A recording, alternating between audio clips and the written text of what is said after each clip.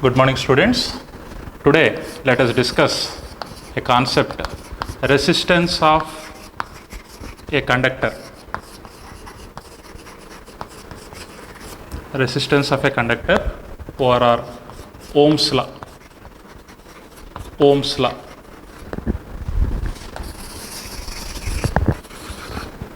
As per the earlier class discussion, whenever there is a conductor provided with a cell of EMF E, here the positive potential is applied to this end of the conductor and the negative potential is applied to the end of this conductor. Therefore, it establishes some electric field inside the conductor. This electric field makes that free electrons to move in a direction opposite to the electric field towards the positive terminal of the battery. The positive ions generated will move towards the negative terminal of the battery. Hence, there exists a current of electrons in the opposite direction to the electric field. Here, conventional current is moving from battery positive terminal to battery negative terminal. This current is called conventional current. In reality, electrons are moving in opposite direction to the conventional current. This is the direction of conventional current. So, the direction of electron current is in opposite way to the conventional current. Both are equal in magnitude. So, electron current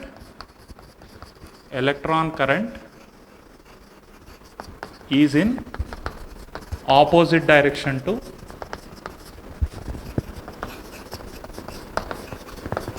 conventional current.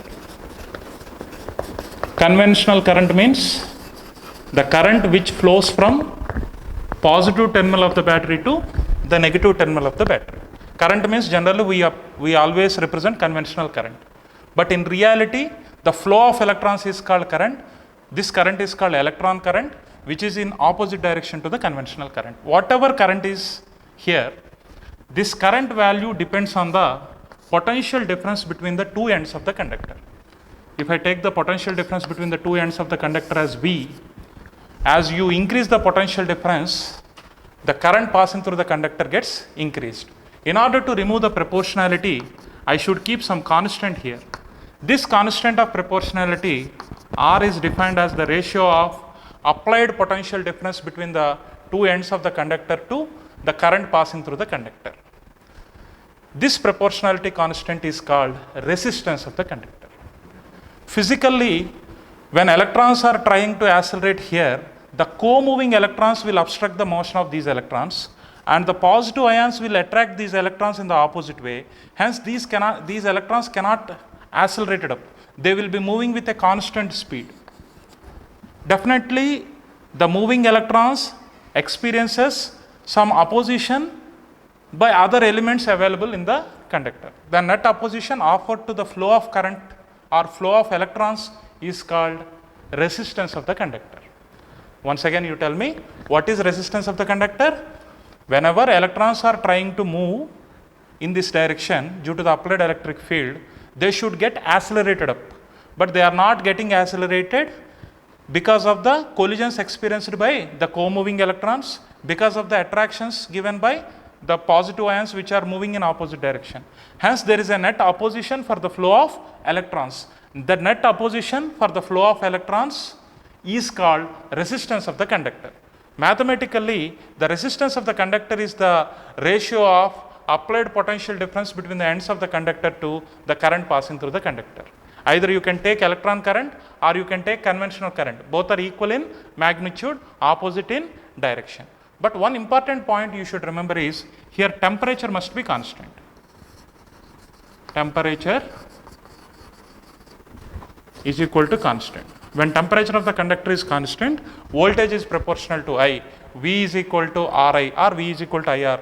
This law is called Ohm's law, proposed by a famous scientist, G.S. Ohm. He proposed this law. According to Ohm's law, we are getting the definition of resistance. Now, if you see the units of resistance, resistance is the ratio of voltage to current. Voltage is measured in volts. Current is measured in amperes. Volt per ampere is called ohm.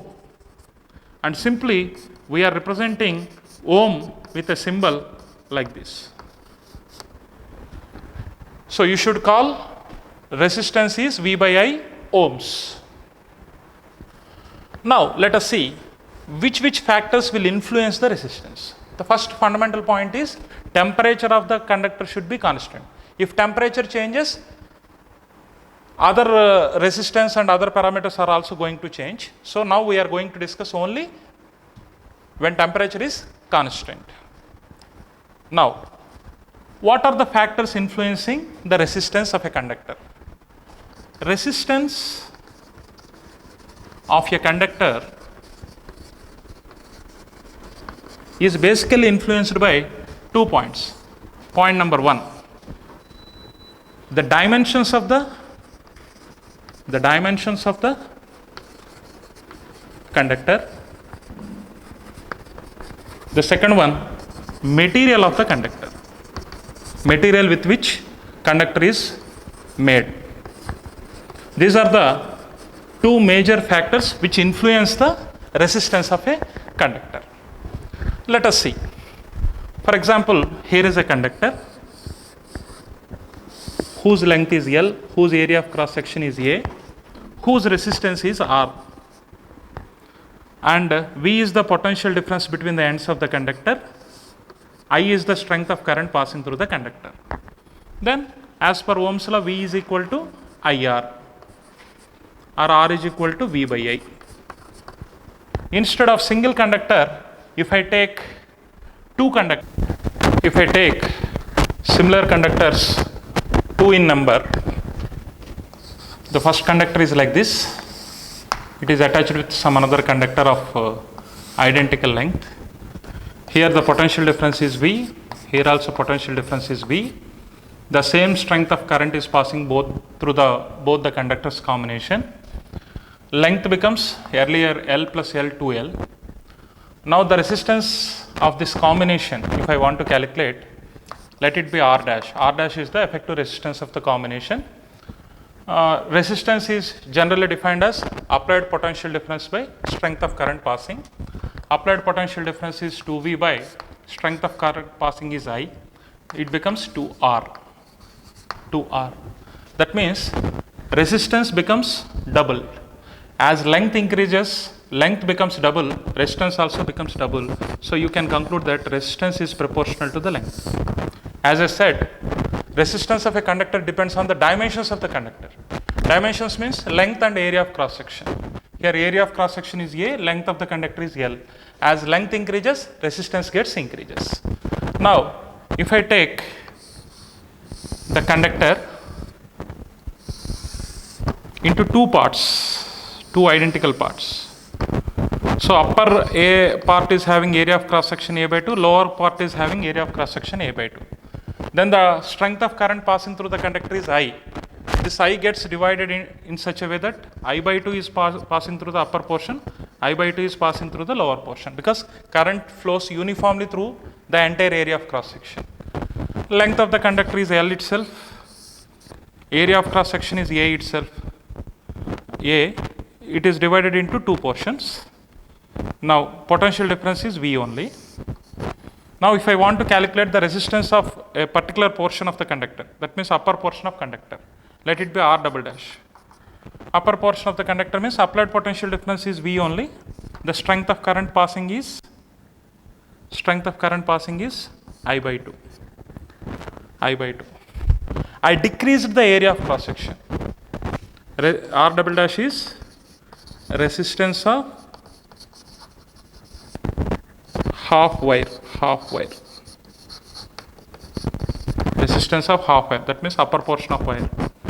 For upper portion of wire, if I calculate the resistance, it becomes 2 into V by I. It becomes 2R. As I reduces the area, resistance gets increased. You can conclude that here area of cross section changed from A to A by 2, resistance changed from R to 2R. Area of cross section decreased, resistance get increased. The conclusion is resistance is proportional to 1 by area of cross section. resistance is proportional to 1 by area of cross section. If I combine these two results, resistance is proportional to length of the conductor, inversely proportional to area of the conductor or area of cross section of the conductor. Now, resistance is equal to some constant rho into L by A. This constant of proportionality is called resistivity. Resistivity, ORR, specific resistance. Specific resistance. Resistivity ORR, specific resistance. It depends on the material of the conductor. L by A indicates the dimensions of the conductor. This rho indicates the material of the conductor. Rho depends on the nature of material. If you take copper, you will have some resistivity. If you take aluminum, you will have some another resistivity. So resistivity depends on the nature of material or material used for making the conductor. L by A indicates the dimensions of the conductor. So resistance depends on material of the conductor as well as dimensions of the conductor. And if you write an expression for rho, it becomes RA by L. If you want to see units for rho, resistance is measured in ohm, area is measured in meter square by meter. Meter and square gets cancelled. So ohm meter is the unit for specific resistance or resistivity. Or simply you can write rho is equal to RA by L ohm meter. This is the way in which we can represent the specific resistance or resistivity. And one more important point here is their conductivity. Conductivity is represented with the letter sigma, which is defined as the reciprocal of resistivity. Conductivity is defined as reciprocal of resistivity. Sigma is equal to 1 by rho. So, what is the formula? 1 by RA by L. Conductivity can have L by RA. What are the units of conductivity? Reciprocal of this, that is 1 by ohm meter, or it is 1 by OHM into meter.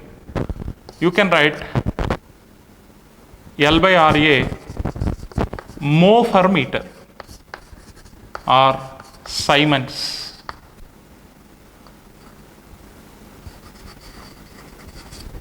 Siemens is because the name of the complete name of Ohm is George Simon Ohm.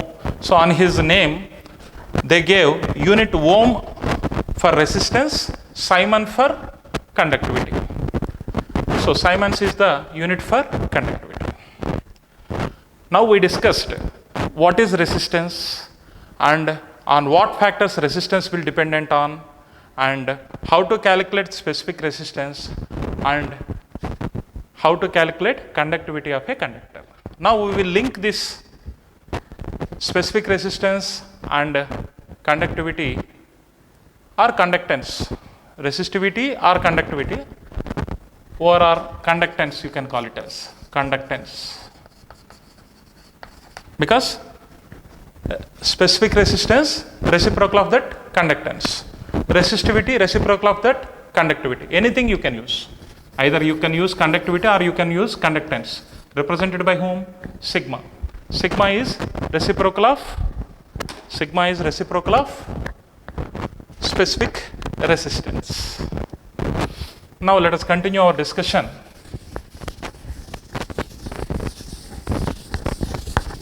How this specific resistance is dependent on the drift velocity, current density, and some another relationship we are going to derive. Some another relationships we are going to derive.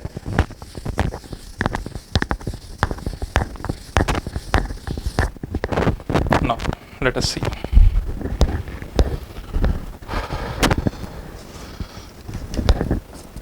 The relationship of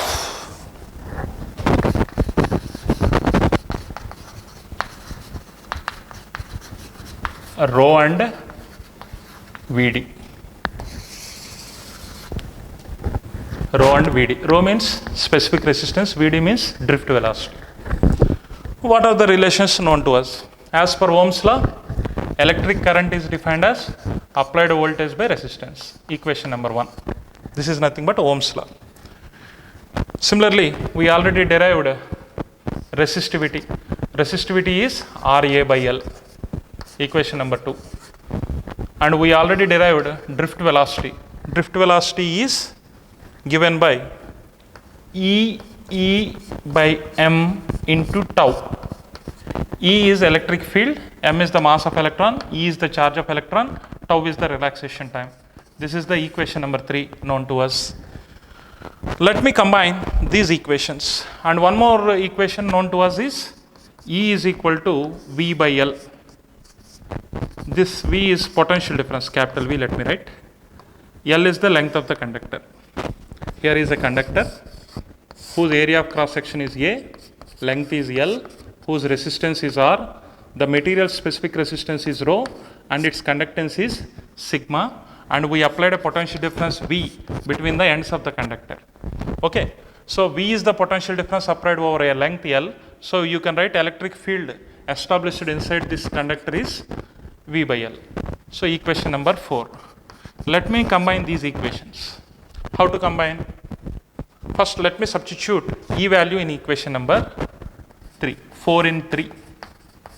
What you will get? 4 in 3. Drift velocity is equal to E by m, electron charge by its mass, into electric field value is V by L into tau. Now, you know that electric current means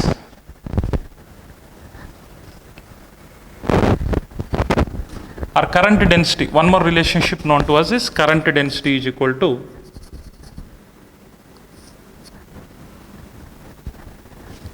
I by A.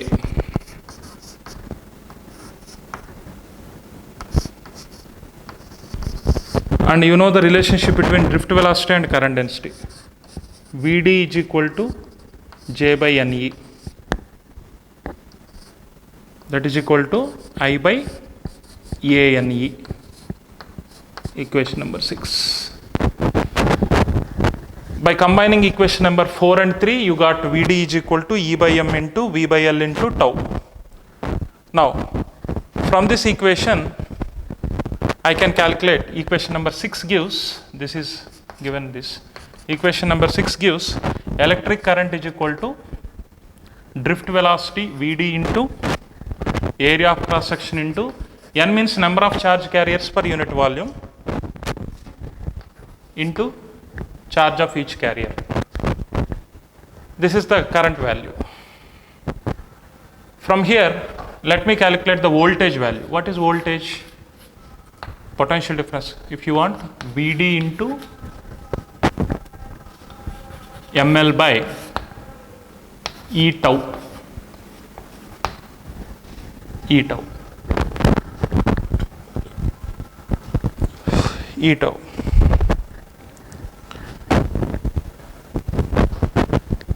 This gives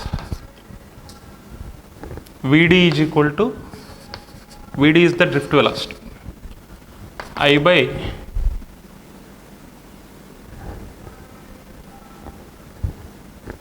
our voltage is here, current is here.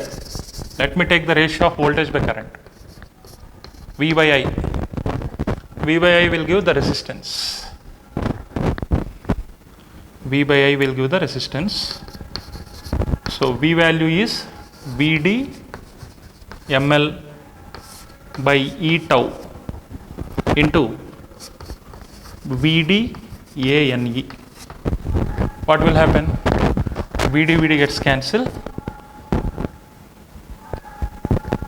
Resistance of a conductor is given by ml by N E square tau A. Bring them here.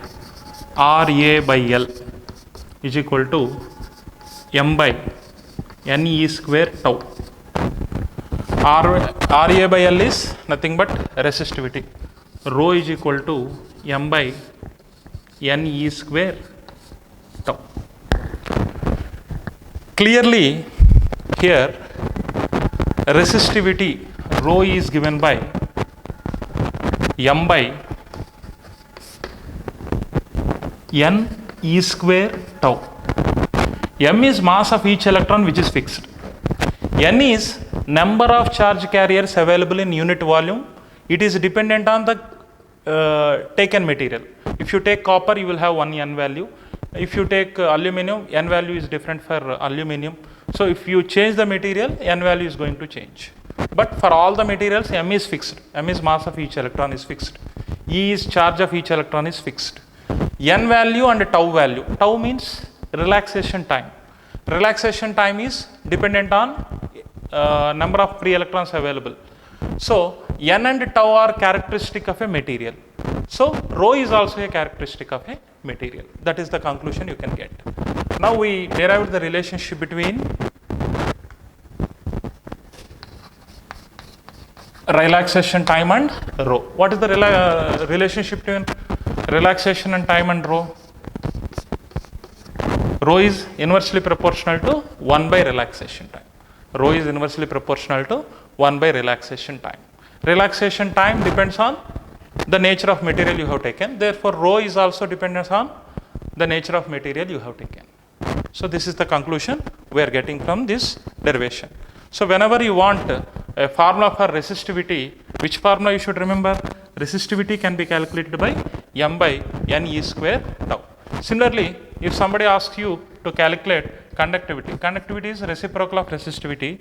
So you can write n e square tau by m. N e square tau by m. This is the important derivation. Here sometimes they may ask you what is the relationship between rho and Vd. How to get the relationship between rho and Vd? Rho and Vd. Rho and Vd means again you take rho is equal to m by n e square tau. What is tau here? mVd by E.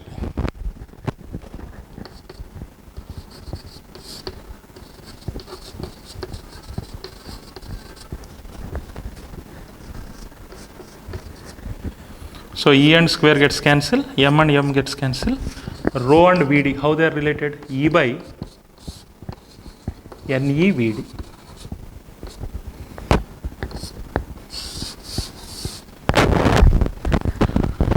Here E is the electric field strength applied. So resistivity is proportional to the applied electric field and inversely proportional to the drift velocity, because N and E are fixed values for a given conductor. So like this you can derive different formula. These formulas can be used for solving various problems. Let us continue our discussion with one more. Now let us discuss vector form of Ohm's law.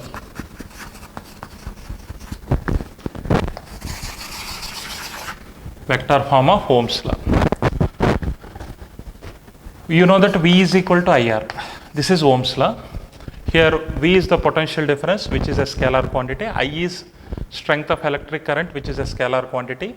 R is the resistance, which is also a scalar quantity. Now I want to represent it in the vector form. You know that current density, it is a vector defined as current passing through unit area. You know that resistance of a conductor R is equal to rho L by A. Or you know that sigma is resistivity, is reciprocal. Sigma is conductivity, which is the reciprocal of resistivity. So you can write this as 1 by sigma into L by A. 1 by sigma into L by A. The same resistance you can calculate from this formula as V by I. Now we can write V by I is equal to resistance. Resistance is equal to 1 by sigma into L by A. Already you know that electric field is equal to electric potential by length of the conductor. So you bring this L this side. V by L is equal to 1 by sigma into I by A. V by L is the electric field applied, which is a vector quantity. 1 by sigma it is like this. I by A is current density. Current density is also a vector. So whenever you want current density vector, sigma E bar you should take. So current density is proportional to the applied electric field. The proportionality constant is conductivity. Proportionality constant is conductivity. Resistivity is the proportionality constant while defining resistance. Conductivity is the proportionality constant while defining current density. So current density is proportional to the applied electric field. This equation is called vector form of Ohm's law. This equation is called vector form of Ohm's law. The same equation can also be represented like this. E bar is equal to 1 by sigma into J. 1 by sigma is called rho J. This also you can use. In terms of resistivity, formula is like this. In terms of conductivity, the formula is like this. Very, very important formula. Most of the problems, they were designed on the basis of this vector form of Ohm's law. Now let us go to the next concept.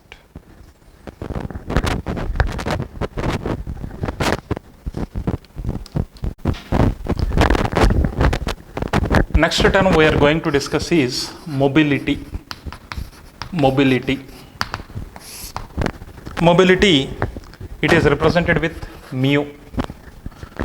Mobility is defined as the ratio of modulus of drift speed by modulus of electric field applied. Modulus of drift speed by modulus of electric field applied. You already calculated drift speed as E small e into capital E by m into tau. This is the expression known to us for drift speed. Therefore, mobility can be defined as drift speed means E tau by m capital E. E gets cancelled. So mobility is E tau by m. Mobility is E tau by m. So mobility depends on whom? Mobility depends on charge of electron which is fixed, m mass of electron which is also fixed. So mobility is proportional to relaxation time. Relaxation time depends on the nature of conductor. Mobility of free electrons is independent of electric field. Mobility of free electrons is independent of electric field applied and dimensions of conductor. Mobility is independent of dimensions of the conductor and is independent of applied electric field. It depends on whom? Relaxation time. Relaxation time depends on nature of material we used. Nature of material in the sense type of material. Whether we have taken copper conductor or aluminum conductor, depending on the nature of conductor, relaxation time will come. It decides the mobility value. And what are the units? Drift speed means meters per second. Electric field means volt per meter. So meter square by volt second are the units of mobility. Meter square by volt second are the units of mobility. Now let us understand limitations of Ohm's law. Limitations of Ohm's law. Limitations of Ohm's law. The first condition is the temperature of the conductor should be constant, then only our Ohm's law is defined. That always you should remember. When temperature is constant, V is proportional to I, V is equal to IR is the Ohm's law. Generally, if you take different materials, those materials are considered as ohmic and non-ohmic. Ohmic substances, non-ohmic substances.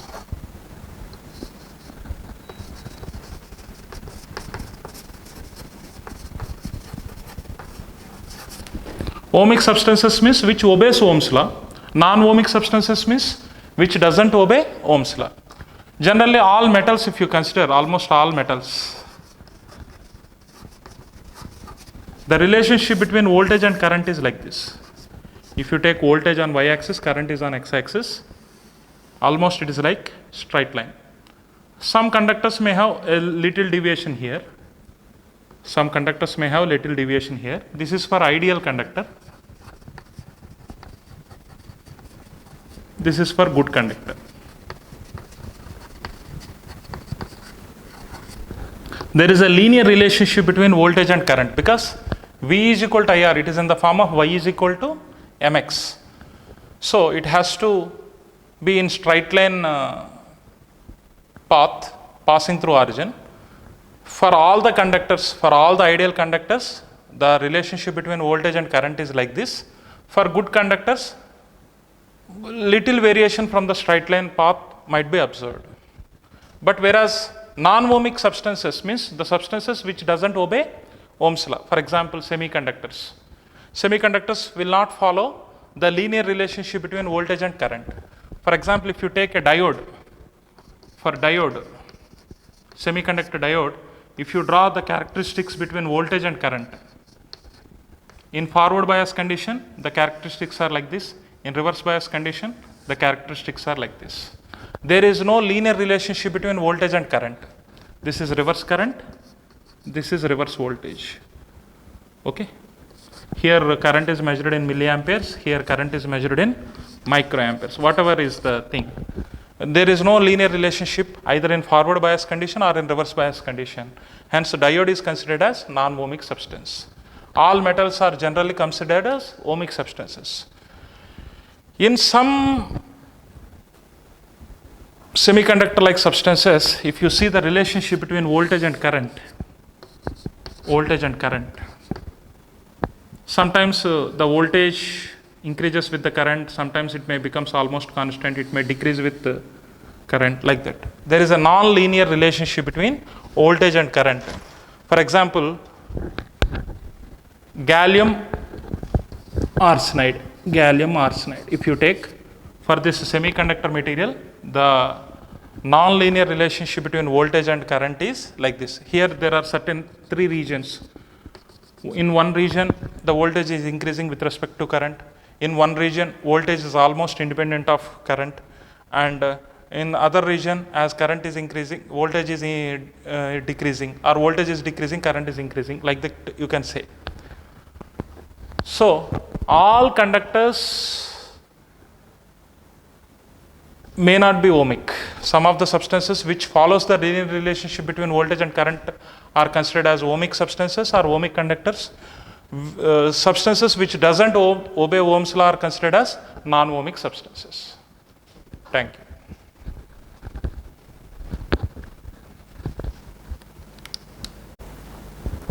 Now let us do one problem. The question is like this. In the question they gave that the resistance of a conductor of length L and area of cross section A is R. Resistance of a conductor of length L and area of cross section A is R. If its length is doubled,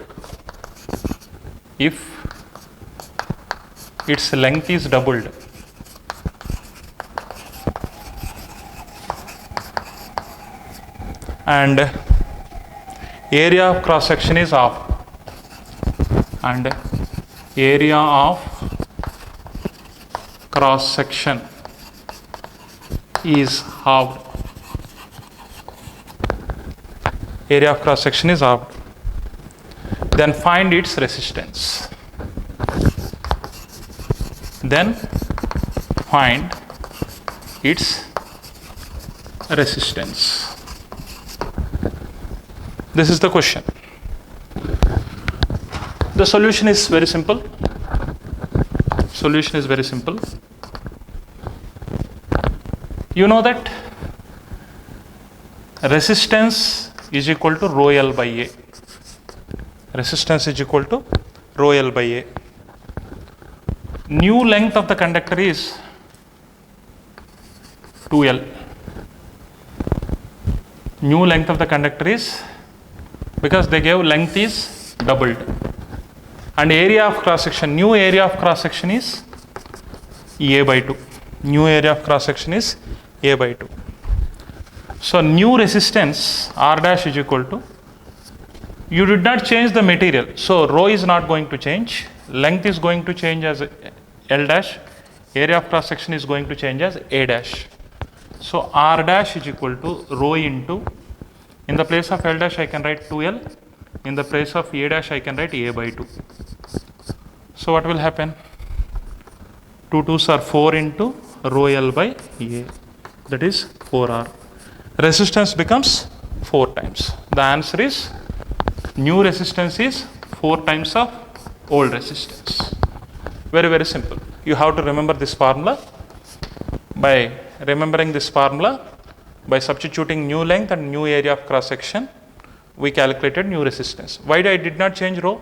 Rho depends on the nature of material. They did not change the material in this problem. They just increased the length and decreased the area of cross section. One more problem, let us do. Problem number 2, question number 2.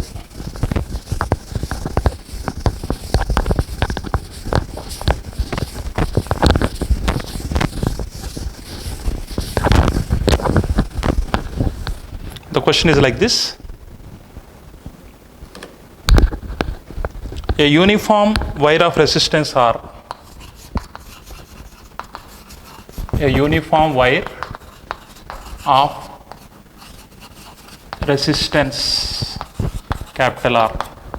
A uniform wire of resistance capital R is cut into two parts. Is cut into two parts of lengths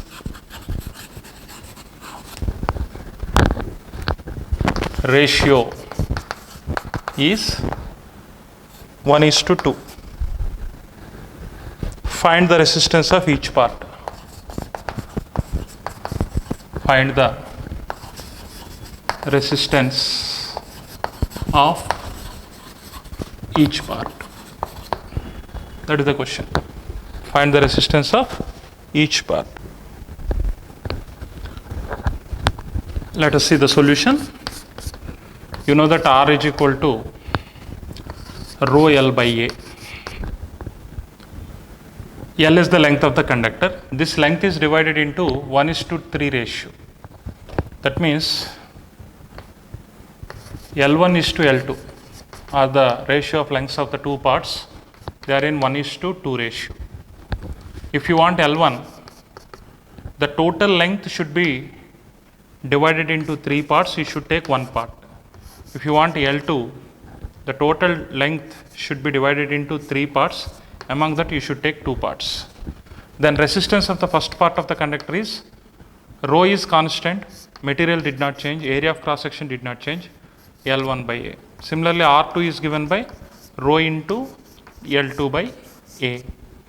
Then R1 is equal to rho by A into, in the place of L1 I should write L by 3. That is rho L by A by 3, R by 3. Similarly, R2 is equal to rho by A into length of the second part, 2L by 3. That is 2 by 3 rho L by A, 2 by 3 R. So those are the resistances of two individual parts of the conductor. R2 is equal to is this one. R1 is equal to R by 3. R2 is equal to 2 by 3 R. Now let us do one more problem. Please note down this.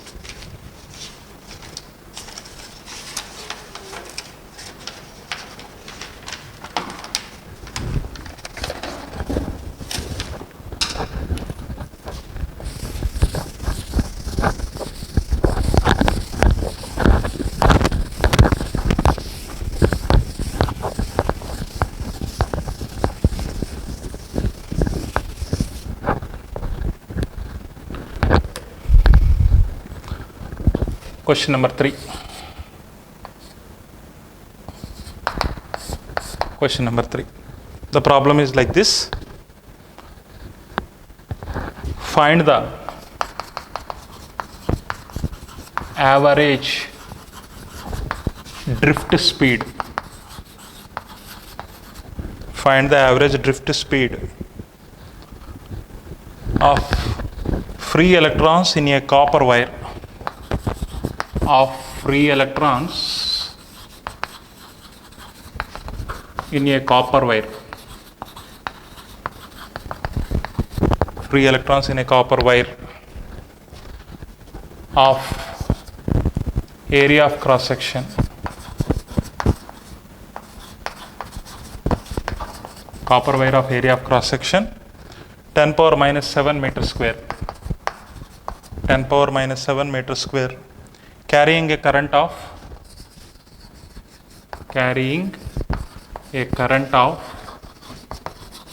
1.5 amperes. Carrying a current of 1.5 amperes. And having free electron density. And having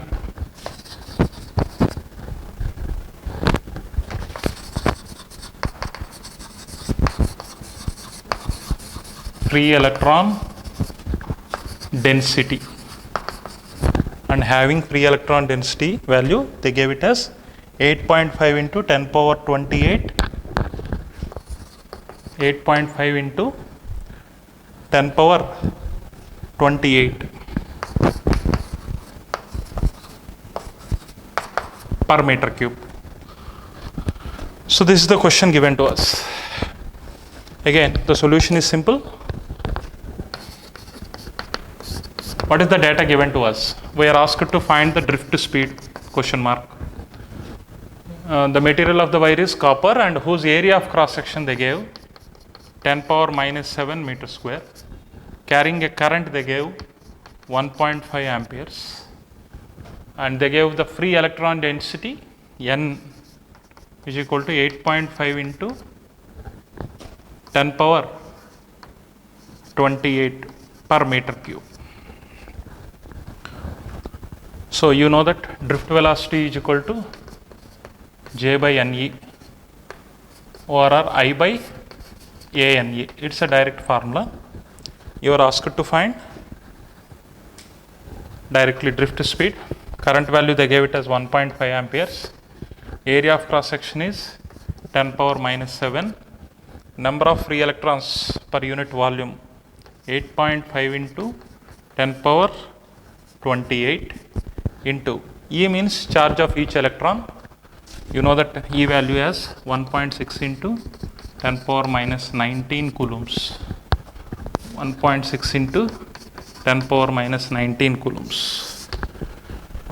If you do the simplification, you will get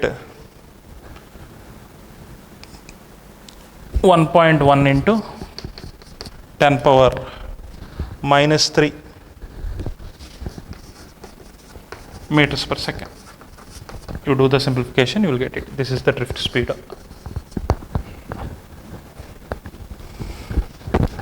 This is the solution for this question.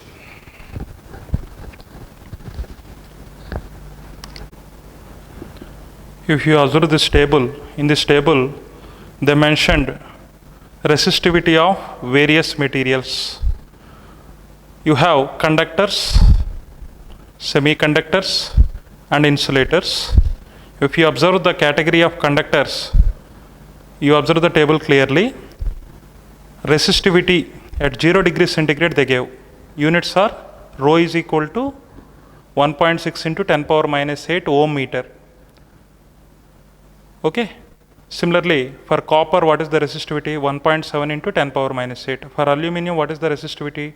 2.7 into 10 power minus 8. For tungsten, what is the resistivity? 5.6 into 10 power minus 8. For iron, for platinum, for mercury, for nichrome. Nichrome means it's an alloy of nickel, iron and chromium. So they gave the resistivity values of different materials here. If you go for semiconductors category, like carbon, if you take, the resistivity is in the order of 10 power minus 5, 3.5 into 10 power minus 5. For germanium, 0.46. For silicon, 2300. If you take insulators, insulators means like pure water, the resistivity value is 2.5 into 10 power 5. For glass, 10 to 10 power 14.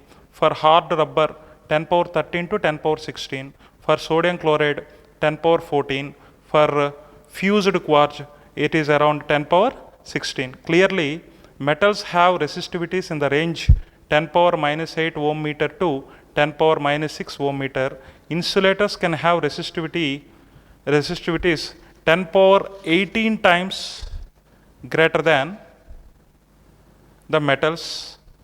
Semiconductors have resistivity in between conductors and insulators.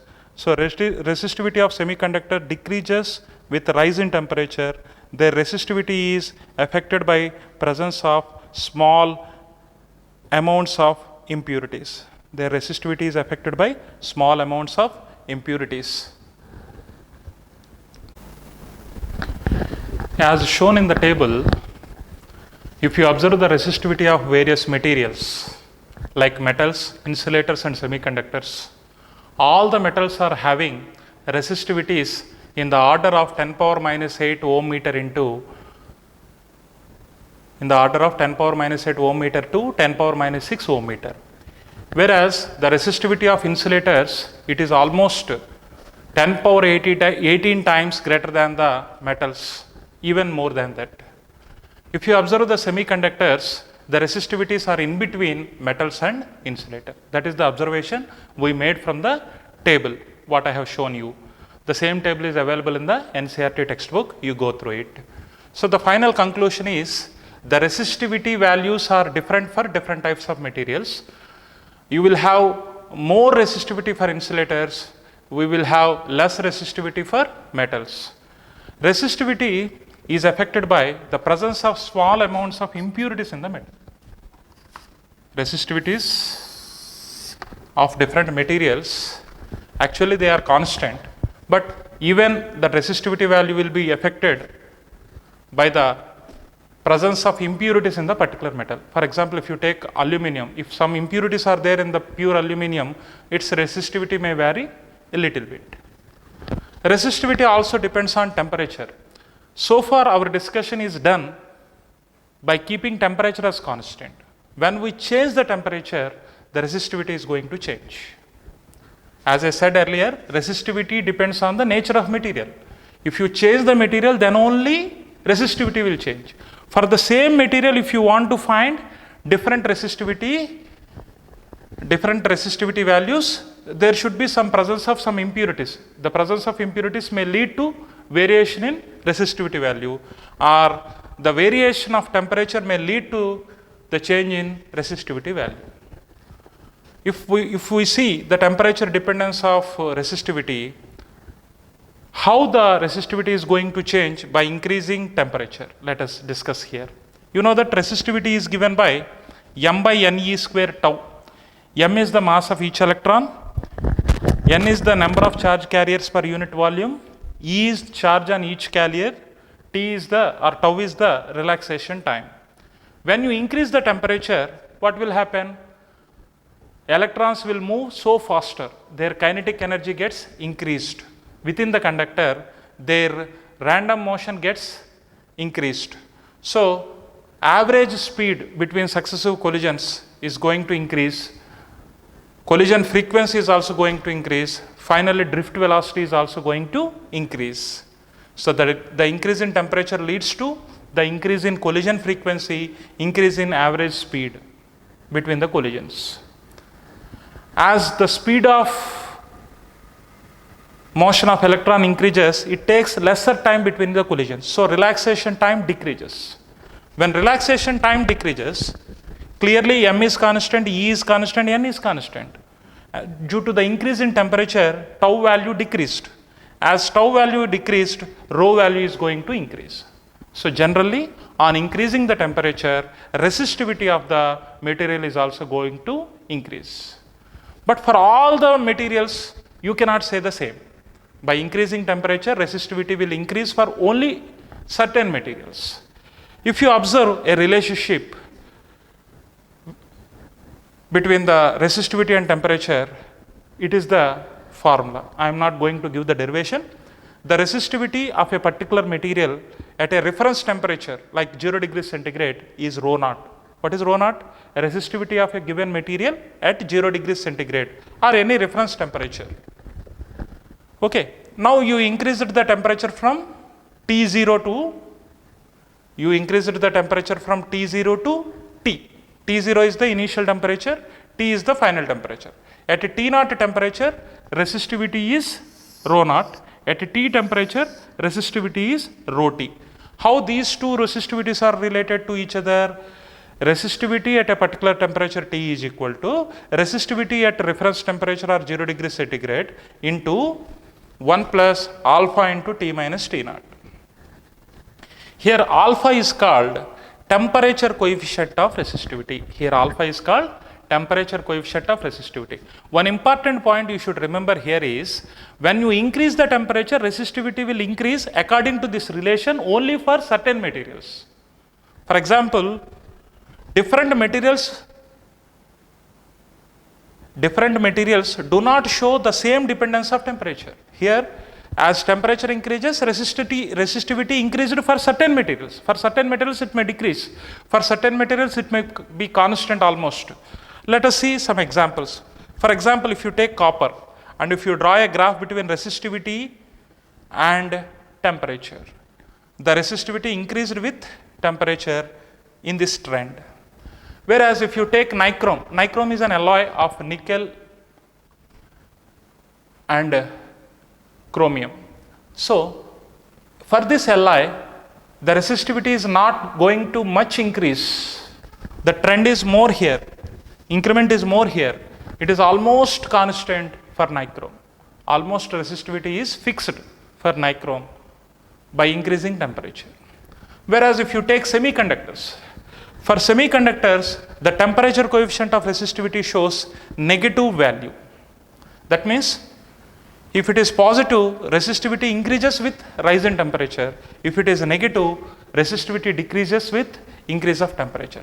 As you are increasing the temperature, resistivity value is going to decrease for semiconductors.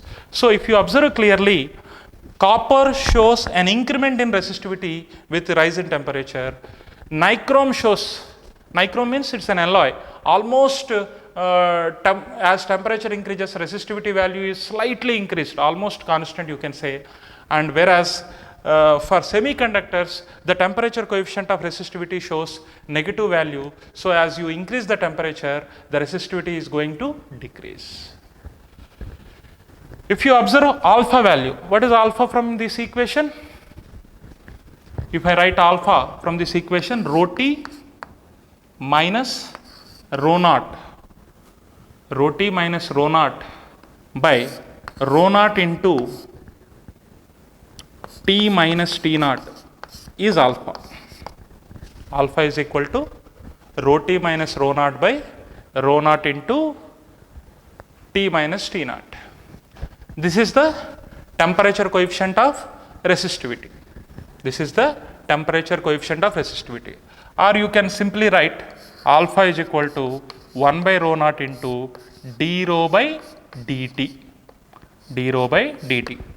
Alpha is 1 by rho naught into d rho by dt. d rho means change in resistivity by change in temperature into 1 by resistivity at a reference temperature. Generally, we are taking 0 degrees centigrade as reference temperature or 0 Kelvin as reference temperature. If you see the trend of these values, for various materials like conductors, semiconductors and insulators, in this table itself, they mentioned those values like this. You check clearly. Alpha value is given by 1 by rho into d rho by dt. Okay. The reference temperature, they took it as 0 degrees centigrade. The resistivity for silver 0.0041, for copper 0.0068, for aluminum 0.0043, for tungsten 0.0045, for iron 0.0065. It is like that. For semiconductors, the temperature coefficient of resistivity shows a negative trend. That means for carbon or graphite minus 0.005, and for germanium minus 0.05, for silicon minus 0.07. It is like that. For insulators, almost resistivity is more. Okay, you cannot get these relationships. From this entire discussion, it is clear that resistivity depends on temperature. When temperature increases, resistivity increases for certain materials like copper. For certain alloys like nichrome, almost resistivity is fixed. For certain materials like semiconductors, as temperature increases, resistivity decreases, and we will have negative coefficient of resistivity or negative temperature coefficient of resistivity for semiconductors. And you remember this formula, temperature coefficient of resistivity. To show temperature coefficient of resistivity, generally we use alpha T.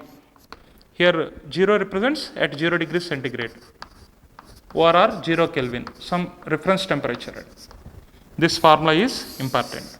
Alpha shows negative trend for semiconductors. Alpha is positive for other materials. For alloys like nichrome, resistivity is almost constant by the rise of temperature. Identify these points and try to remember these formulae.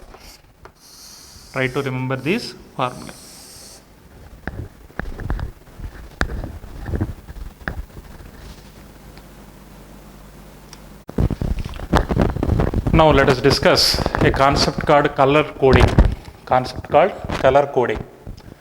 Commercially produced resistors, if you observe, generally resistors are made in two different forms.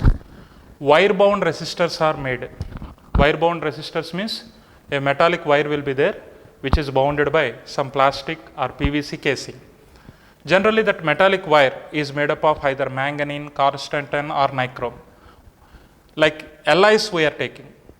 Why we are considering alloys?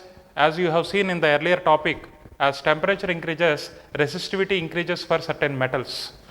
Almost it is insensitive, relatively insensitive to temperature. Who is insensitive? The resistivities are insensitive to the rise in temperature for alloys. That's why commercially produced wire bound resistors are made with alloys like manganese, Constantan or nichrome. These resistors can have value right from a fraction of ohm to a few hundred ohms.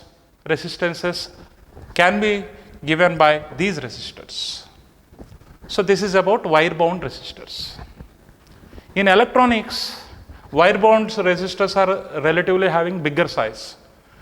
In electronic components, we require resistors of very, very small size. Very, very small size resistors are made with carbon. Hence, those resistors are called carbon resistors.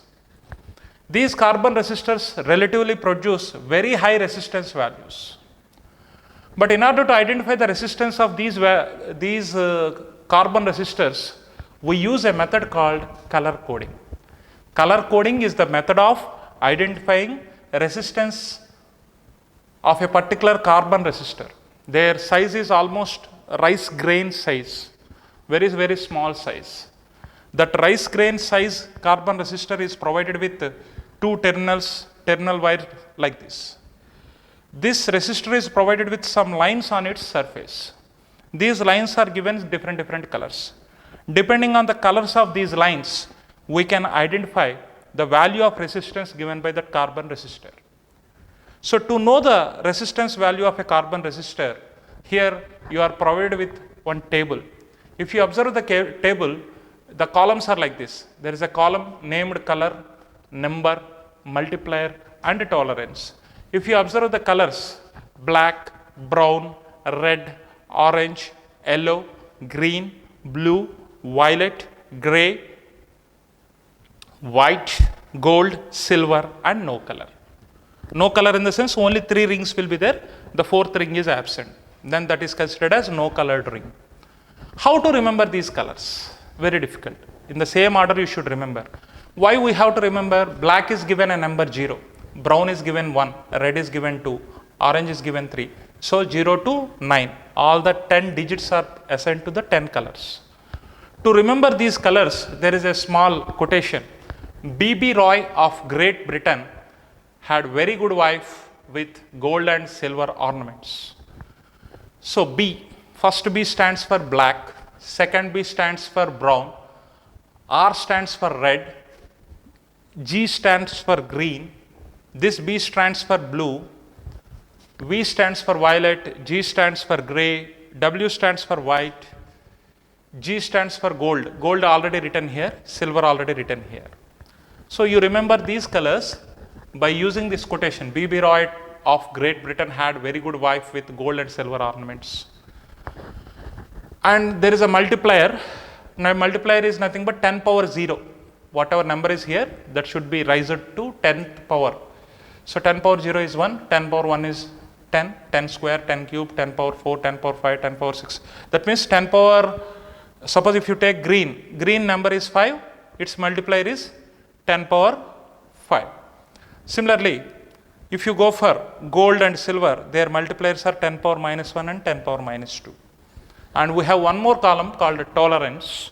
So tolerance for gold is plus or minus 5% and silver it is plus or minus 10%. For no color, the tolerance is 20%. For no color, the tolerance is 20%. If you observe the carbon resistor, this carbon resistor is provided with 4 rings, suppose, or sometimes 3 rings. The first ring and second ring is representing the number value. The third ring is representing multiplier value. The fourth ring is representing the tolerance value. First 2 rings are representing number values. Number values means these values. The third ring is representing multiplier value. Fourth ring is representing tolerance. That means number values are identified for first and second rings. Multiplier value is identified for third ring. Tolerance value is observed for fourth ring. For example, let us take one example here. Here is a carbon resistor provided with 4 rings. We need to find its resistance. How to find the resistance? It is a carbon bound resistor having 4 rings. The first ring is made with red color. Second ring is red color. The third ring is also red color.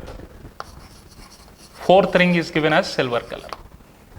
As you know, first 2 rings represent the number value. Red has number value 2.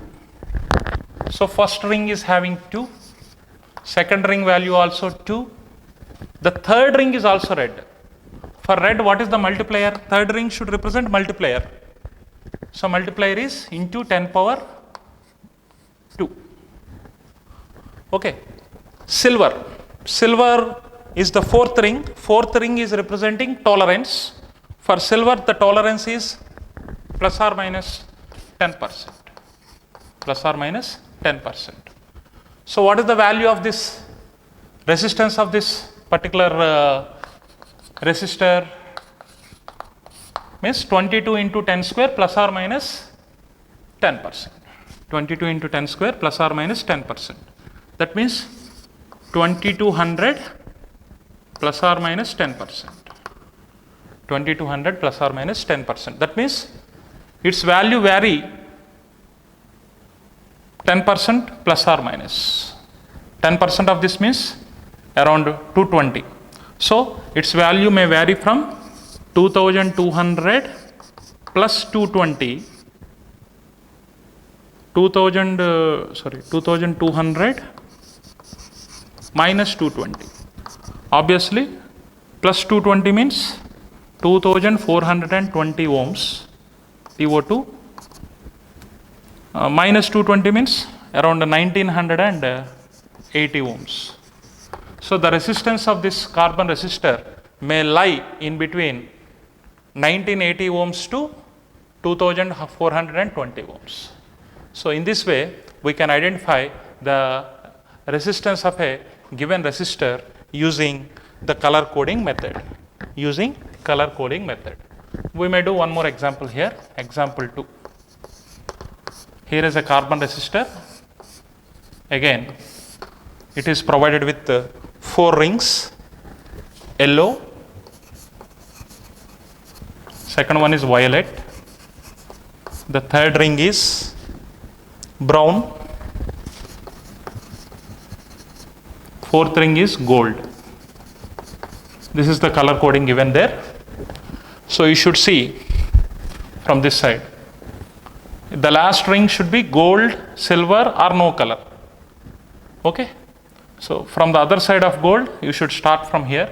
Yellow, what is the yellow? 4. Violet, 7. Brown is in the multiplier position. Related to brown, the multiplier is 10 power 1. Plus or minus, the gold value is plus or minus 5%. That means the resistance value is 470 plus or minus 5%. 470 plus or minus 5%. So in this way, we will find the resistance of a carbon resistor using color coding method. I hope I reached you. Just follow the table clearly and remember this quotation. Based on the quotation, try to write the colors. These numbers are in the increasing order. Multipliers are corresponding 10 powers, and gold, silver and no color have tolerance values like this. Just go through it. Thank you.